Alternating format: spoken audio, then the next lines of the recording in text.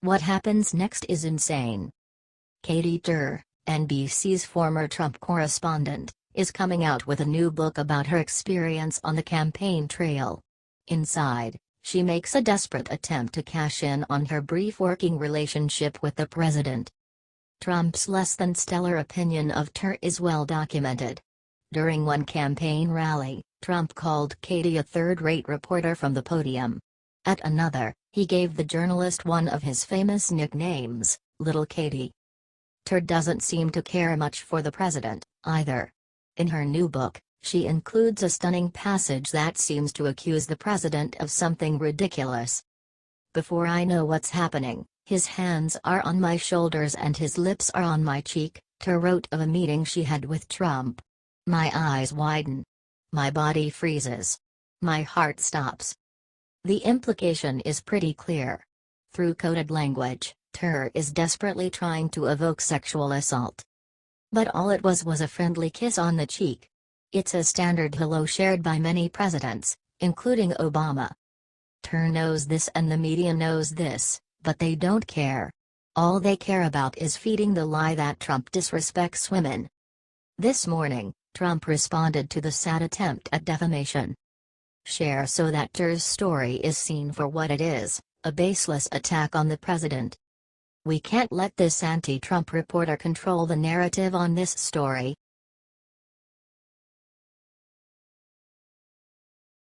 Huge cover-up. Top Democrat just caught red-handed with little boys and nobody is talking. When a scandal hits the Republican Party, you will hear about it for weeks, months, even years. However, when a top Democrat, the mayor of Seattle, is forced to resign in disgrace over 5 underage sexual assault accusers, nobody makes a sound. Well, folks, that's exactly what happened yesterday when Seattle Mayor Ed Murray announced his resignation. This time the victim was Murray's own cousin, Joseph Dyer.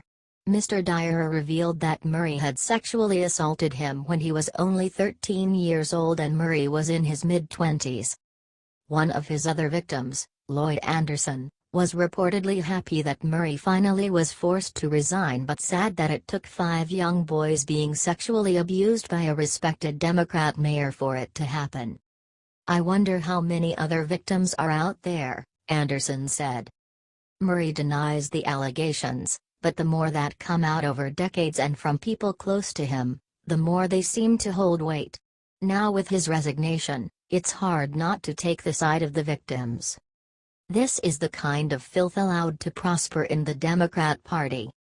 Perverts like Ed Murray and Anthony Weiner have shown how dangerous they can be. It's up to us to expose them by sharing this out to everyone everywhere so they see what's really going on behind the scenes.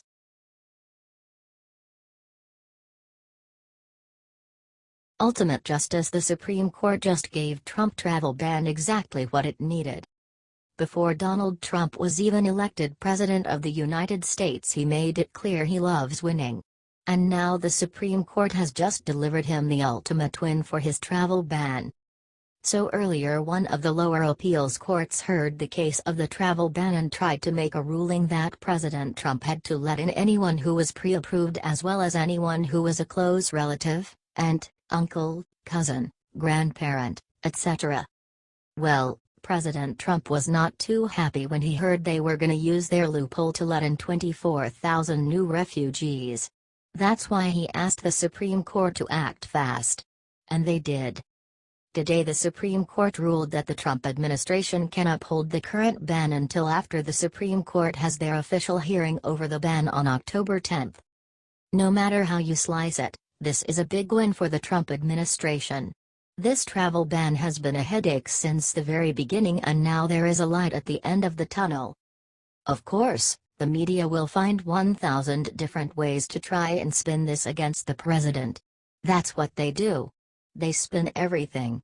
Help stop that from happening by sharing this story, the real story, everywhere first.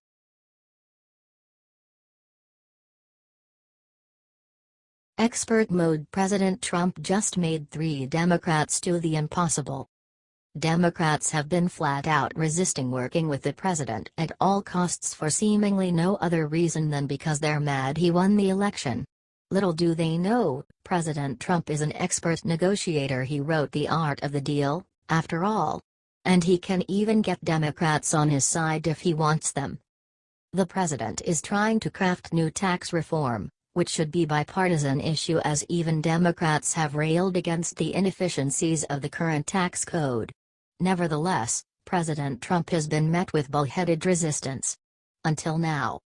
The president hosted 3 Democrat senators from red states for a dinner at the White House: Joe Manchin, W.V., Heidi Heitkamp, ND, and Joe Donnelly, in. Each of these senators is up for re-election in 2018, and each knows that their constituents favor President Trump and want to see his policies enacted, The Hill reports. We don't know what was said at the meeting, which also included Vice President Mike Pence and several GOP senators, but the 3 Democrats came away publicly stating that they wanted to work with President Trump on tax reform. Manchin said, "I look forward to working with the president, the administration and my Senate colleagues on both sides of the aisle on tax reform and going through regular order so we can help all Americans and West Virginians prosper." Donnelly said he was hopeful to work with the president. Heitkamp said, "As I've long said, I want to work with those on both sides of the aisle on a comprehensive, permanent tax reform plan. I hope these bipartisan discussions continue." That's how it's done, folks. These 3 senators have signaled in the past they'd consider working with the GOP on tax reform, but President Trump nailed these discussions and helped bring that closer to happening. The Senate only needs a simple majority to pass tax reform, but after 3 GOP defectors derailed the healthcare repeal, the president is not taking any more chances. He promised us tax reform. The GOP has signaled they will get reform passed by the end of the year, and with President Trump's negotiating tactics, it looks like it's going to happen. HT The Hill. Share.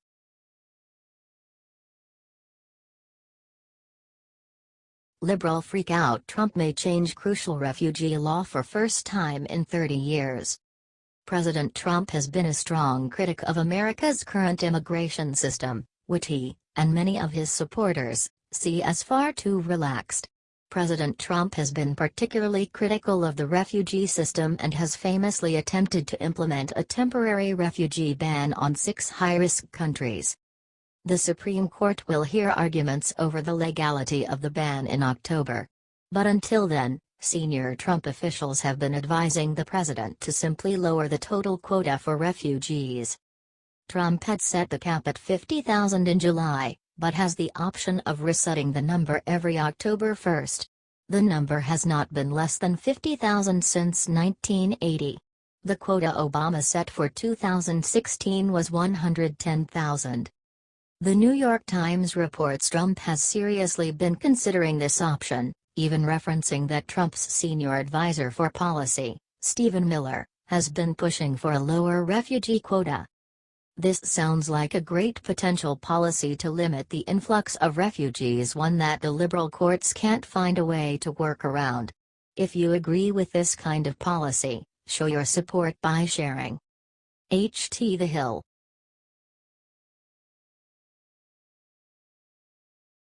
When anchor called Trump a white supremacist, Tucker Carlson blasted ESPN with the cold hard truth.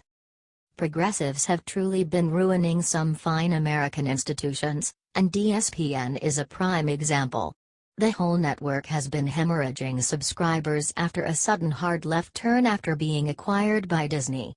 These are the same guys who wouldn't let an Asian American anchor named Robert Lee comment on a football game at the University of Virginia because someone might be offended. Yeah. They're that crazy.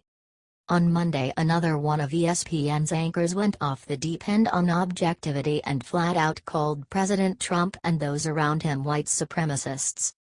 Now, what did ESPN do about this offensive tweet? Not much. The network released a statement the next day saying the comments on Twitter Jemele Hill regarding the president do not represent the position of ESPN. We have addressed this with Jamel and she recognizes her actions were inappropriate. Oh, really? If she recognizes that her actions were inappropriate, why didn't she delete her tweet? In other words, nothing happened. Tucker Carlson at least was paying attention and was willing to call out Hill and ESPN, calling her statements a bizarre Twitter rant, saying ESPN stood for endlessly stupid political nagging, recalling that when Glenn Beck said something similar about Barack Obama, the world stopped. Check out the whole segment here, it's great. When asked to comment, Carlson's guest Fox Sports reported Clay Travis said of ESPN's comment, "It means that nothing actually happened because Hill is saying what the higher-ups at ESPN believe. I think this goes all the way to the top. Tucker. Disney and ESPN have decided we want to be a left-wing sports network." Boom. Sad but true, folks. Another thing leftists have destroyed. Share this out if you are joining millions of others and turning off ESPN. The Hill.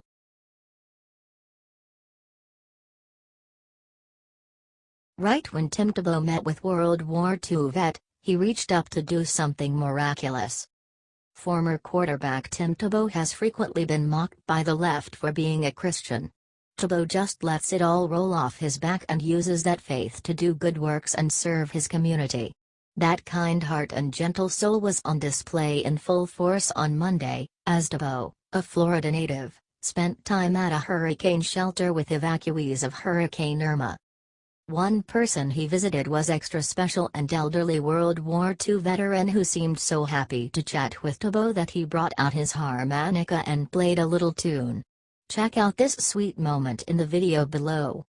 Tebow said the veteran totally uplifted his spirits, and from the look on Tebow's face when he's listening to the vet, you can tell he means it. Tebow also posted a picture with the hard-working Red Cross volunteers who run the special needs shelter.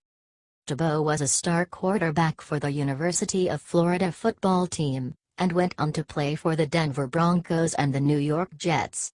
He later switched to baseball and now plays in the New York Mets' minor league system. Tim Tebow is a humble, kind celebrity who is frequently spotted showing enormous grace and class. He's exactly the kind of guy we need in popular culture for kids to look up to and emulate. Share this out if you agree. Fox News.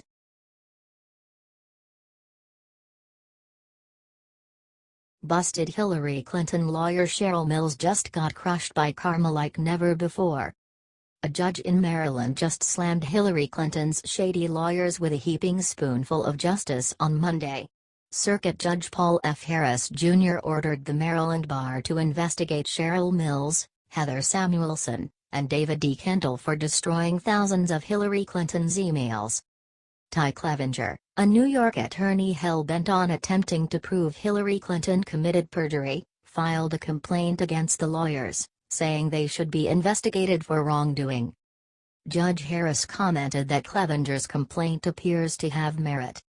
Former FBI Director James Comey declined to pursue charges against Clinton for using a private email server as Secretary of State, compromising classified information.